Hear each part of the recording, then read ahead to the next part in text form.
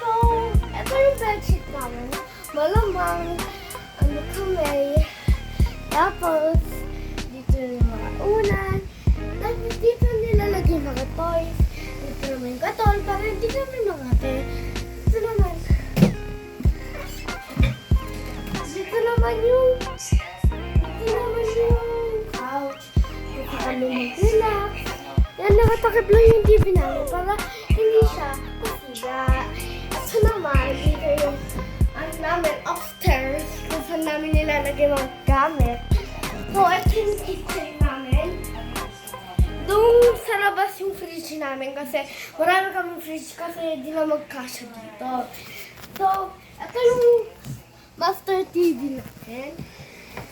Tapos, ito yung electric fan namin. Yan yung aircon namin, mga baso namin, mga design. Tapos, ito namin pambabaw namin.